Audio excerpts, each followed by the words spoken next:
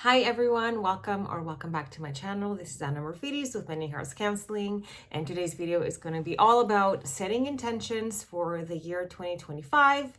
Today is January the 3rd, and no better day than the beginning of January to begin the year with goals that we would love to experience and or achieve that we haven't yet.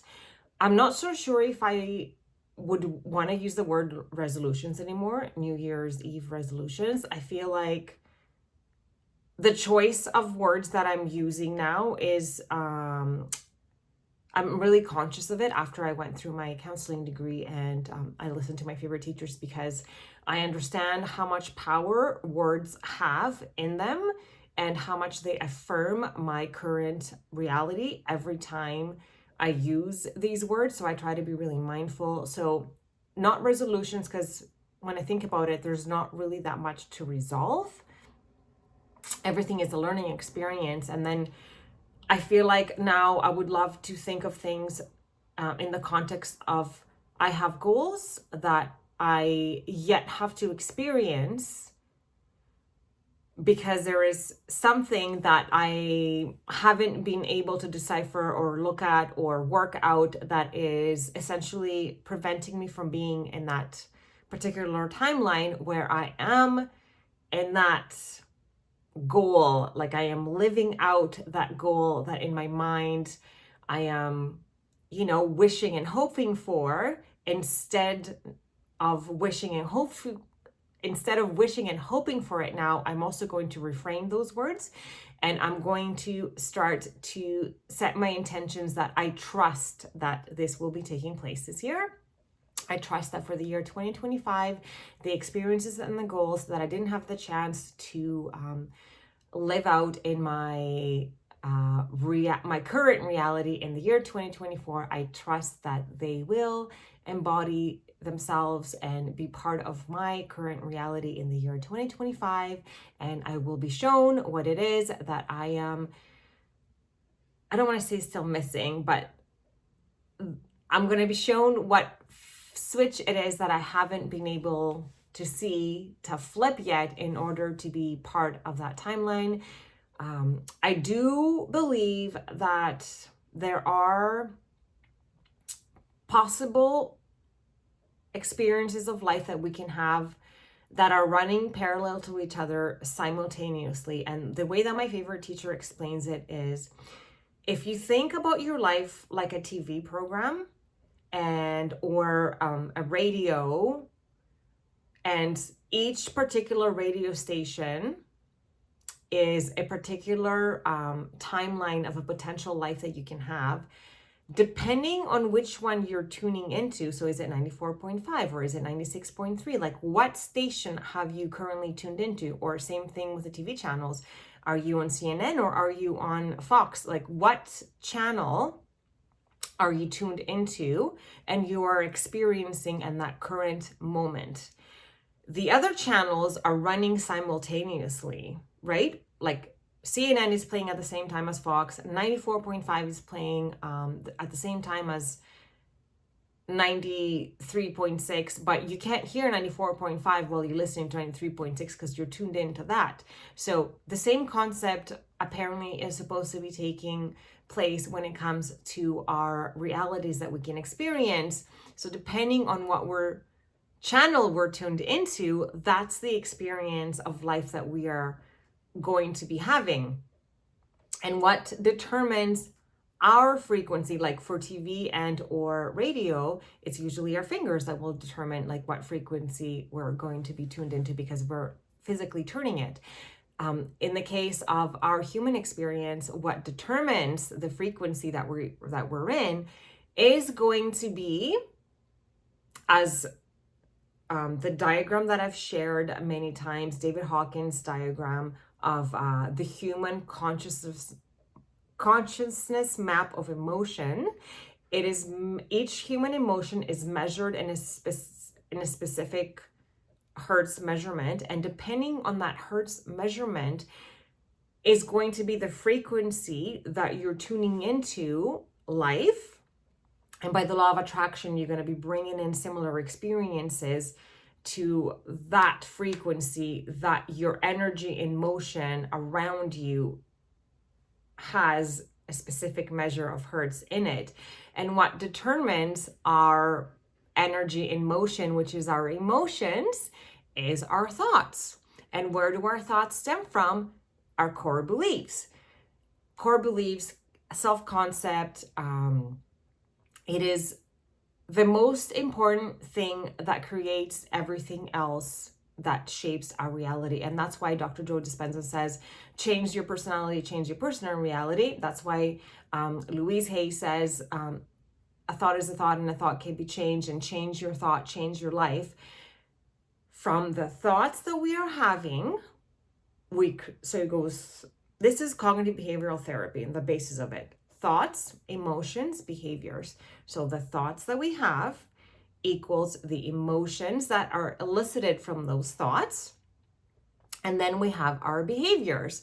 So say if we have specific goals that we want to attain for 2025, but our predominant and unconscious thought, because 95% of our nervous system, the autonomic nervous system, is subconscious and automatic, and we're not even aware of it. But the program that runs our engine, if we pay attention to the thoughts behind it, if you have core beliefs such as I did in the past, that I'm not good enough, I'm bound to be rejected, I'm bound to be alone, then that is going to affect the emotions that you have and or feelings when you're thinking about a new relationship, a new job opportunity, starting your own business, quitting a job and starting a new one, an adventure that you want to take. Maybe it is a move that you want to embark on. Like whatever it is that we want to experience, many times our unhelpful or negative core beliefs are holding us back from having that experience. And I hear this not only from my own self, but from people that I work with day in and day out. And when people say things such as, that could never happen to me, I don't think that's ever going to work out for me. I'm definitely not smart enough for that. I'm not pretty enough for that, or any reason that they find, or saying like, oh, I need so-and-so to be on board in order for me to achieve that. Whatever reason it is that people are affirming, I really want this, but this is the reason why I can't have it. That's what is holding you back from having that experience. And that is coming from your negative core belief. And once you understand what that core belief is, then we can use methods such as cognitive behavioral therapy to shed that core belief and create new core beliefs, which means new neurological pathways in your body that fire different signals that release different neurotransmitters. And those neurotransmitters are more of the feeling good ones, which would be oxytocin and dopamine, as opposed to say cortisol from being released in your body. So now you go, instead of into fight or flight and being anxious and nervous, and then your behavior will be like to withdraw or not apply or just not do the action that you want. Because my favorite teacher always says, if you're gonna be afraid anyways, if you're gonna be afraid doing something, why not be afraid while doing it as opposed to not doing it? What do we have to lose? The only thing that we have to lose is not proving that core belief right. And yes, the misguided ally, aka the ego, will want to prove our core belief right, because you can do 10 things that are amazing, and then if there's one thing that is not aligned with who you really want to be or what you want to experience, like the ego will try to find any way to bring you back into that lower vibrational frequency of a negative core belief, and it kind of keeps us stuck in what it knows familiar, even though that's not what is best for us. It doesn't know the difference between a good thought and a bad thought. It just knows this is familiar, this is what I'm used to, this is what I want to experience again, and this is how we get stuck in the same cycles. And this is why through the process of neuroplasticity, we need at least 21 to 60 days to redefine the signals that take place within our nervous system. Because again, 95% of our nervous system is autonomic, is automatic, and it just fires signals day in and day out, which determine our human vibrational frequency based on our human emotions, energy and motion, and that brings in our experiences. So I know, for example, for me, for the longest time, one of my biggest hurdles was to overcome my anxious attachment style and experience love where I did not fear abandonment, or even more importantly, I was not expecting abandonment and I was not expecting to be rejected. So rejection was a really big thing that lived in my body, and abandonment. So part of my core belief system was I'm bound to be rejected. I'm bound to be alone. So, of course, that vibrational frequency has a specific emotion that is attached. That core belief, which creates the thoughts, oh, no one love me, no one will stay with me, I'm not good enough, what's wrong with me? All these thoughts will create emotions that have a vibrational frequency that are not very high. So if I'm having these thoughts, then my predominant emotion is going to be sadness, upset, dissatisfaction. So I'm going to be riding really low on the David Hawkins diagram of human consciousness. And I'm going to be in the red zone, which is the zone of experiencing life as suffering. And then I'm going to bring in experiences that will continue to match that vibration and kind of keep me stuck in the state of suffering. But then with love and awareness and acceptance and understanding and knowledge, because knowledge is power, we can set ourselves free and we can figure out what it is that is holding us back from having the experiences that we are wanting to have, because now we know that the point of life is to live out everything that you can possibly think of. It is your birthright to have that experience. And part of the challenge of being a human being, having a human experience, is understanding and untwisting those unhelpful core beliefs that are preventing us from having that life path that we are wishing and are hoping for. And we have to switch that from wishing and hoping to a knowing and a trusting. And what we are supposed to be doing also is taking, like my favorite teacher says, we're supposed to be taking what we are the most passionate about to the furthest that we can take it, with no insistence on any particular outcome. So that's the whole idea of surrendering and letting go.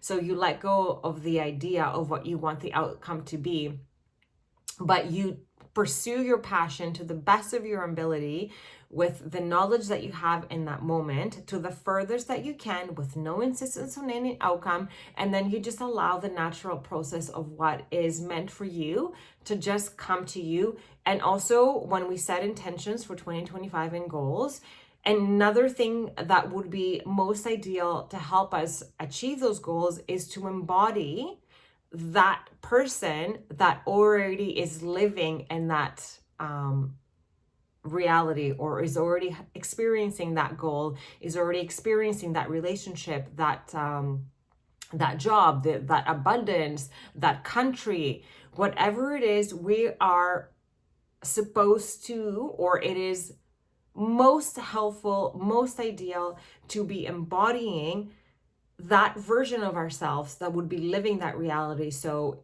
say, for example, when I was wishing to have like real love in my life that was unconditional and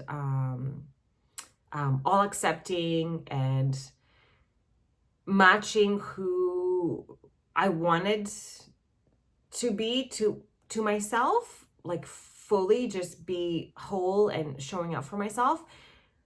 So when I think about what that person would feel like to be in a relationship where they're completely cherished and loved and accepted and just sought after, chased, all these things, that person would be happy, content, satisfied. That person would have a certain energetic feel to them that they would carry day in and day out. And that was completely different from the energetic field that the old self of mine used to have, which was sad and partly depressed and confused, not understanding. I can't embody this human that feels to be beaten and sort of weak and like beat and weak and has given up. Like if I'm embodying this person in this current reality, how am I supposed to be experiencing the complete opposite? And yes, like a lot of the people that listen to my favorite teacher right now, they ask him questions such as, but how am I supposed to embody that person when I don't actually have those circumstances around me? Because they're saying it's just so much easier to think of myself and practice being happy and content when I actually have that relationship. But how can I when I don't have that relationship, or I don't have that job, or I don't have that amount of money? And then he will always say, that's the whole point. And that's why gratitude really works, because through the practice of gratitude, you are being grateful and you are thanking the greater power for things that you want to experience as if you already have them. And that's what Neville Goddard also was talking about when he was saying, living in the end. You embody that specific persona of you that would be in effect during that specific timeline of life that you have not experienced yet. I hope I'm explaining that properly. So embodying the version of self that already has that which we are wishing, but now instead of wishing and hoping for, we have trust in and knowing that it's coming because we deserve it. Our core beliefs are the things that are preventing us. I know my core beliefs of, my abandonment and my rejection, like those core beliefs that I held that I'm not worthy for love, those core beliefs prevented me from experiencing that. But as soon as I shed them, it found its way to me. And I believe this to be true with my next goals as well. There are things that I'm definitely still needing to shed that are holding me back from living a timeline where all of my goals are reached. But I'm not going to give up, just in the same way that I did not give up on receiving love, but I first had to give that love to myself. But I didn't give up on that, so it found its way to me. I know that I will continue to do the same for every other goal that I have, and I'm not going to have an insistence on any outcome, meaning like how much time it's going to take for me to get there. Yes, I'm going to have goals, and I'm not going to just sit back and wait for things to happen. Like we have to action things out. But when I feel, and there's many times that I feel like, even today, I felt so unmotivated and I felt so disheartened by where I am in this current moment and some other things that I want to experience in life. But then when I quickly remind myself at this time last year how disheartened I felt about my goal when it came to finding like a relationship where I am cherished. If I think of where I was last year in this particular, I was wanting to be disheartened because I was like, why hasn't it happened yet? I am 45. Like, what is happening? If I gave up, I wouldn't be here today having that experience, because I just kept going for it and knowing that I'm going to find it, it will come to me, and I continue to do the steps and the work, and it happened. But I had to have no insistence on the outcome of who it was going to be, when it was going to be, or any sort of those things. I had to let those go and super surrender to the universe. So now I have this full trust in knowing that it's going to happen with my other goals that have not manifested yet in my current reality. And my job is just to figure out, what core belief is it that I'm still holding on to subconsciously that would be most helpful for me to shed, or maybe it's a behavior, or what pattern, what is it that I am still partaking in that is not allowing me to experience the timeline that I am the most desiring to be in. So I hope that you found this video helpful, and I hope that you have also the trust and the knowing that whatever goals it is, or experiences, resolutions that you want, to have them be part of your reality for the year 2025, having the trust and the knowing that they can happen and they will happen. And the only one, that stops us from experiencing those things is our actual self. But thankfully, through other people and or experiences, the things that make us feel the most uncomfortable, those are going to be the mirrors to what we need to shed in order, or even realize what that core belief is that we're still holding on to that is preventing us from achieving our goals. So now we're going to be so grateful to people and or situations that are making us feel uncomfortable, because that will be a compass to what it is that is still being held on from our side to be let go. So now this experience becomes a gift. So now it's not something that was done to us, it's something that was done for us in order to help us to propel and move forward and be a catalyst for the version of life that we want to have. And already by doing this video and thinking about my intentions and reminding myself of all this, I am feeling better, because I was so grumpy today and I couldn't quite put my finger on it. But then I also know that I have the power to transmute it. And this was a way for me to do that, by being able to share with you what I've been taught about achieving goals, and reminding myself, and just like really anchoring that information, that knowledge in. If you liked anything about this video, please give it a thumbs up. Any comments, questions, concerns, I love to hear from you. Although deep down, I know that I'm not supposed to be receiving any confirmation from anyone. Although I find myself, like, as a human being, I will need, or I find myself wanting to need confirmation that my content is good and it is helpful and I should keep going. And I fight with that thought in my head all the time that maybe I should give up because maybe it's not as good as I think that it is. And then every once in a while, the universe is so beautifully kind to me and will just have someone send me the most beautiful of messages. And then I am reminded, okay, this is part of my life path. And I need to remember what my teacher says, that if I were I'm supposed to be taking the things that I'm the most passionate about to the furthest that I can, with no insistence on any outcome. So it doesn't matter where it is in the physical reality right now, but I'm not supposed to be giving up based on outside factors. I'm supposed to be taking it to the furthest that I can. And have I taken this channel to the furthest that I can? No, I have not. I feel like there's just so much more that I have and want to pour into it, because as I'm growing and learning all this information, it's almost like I can't even go to sleep sometimes, because I'm prompted to share it so I can help others overcome all the things that others have helped me overcome.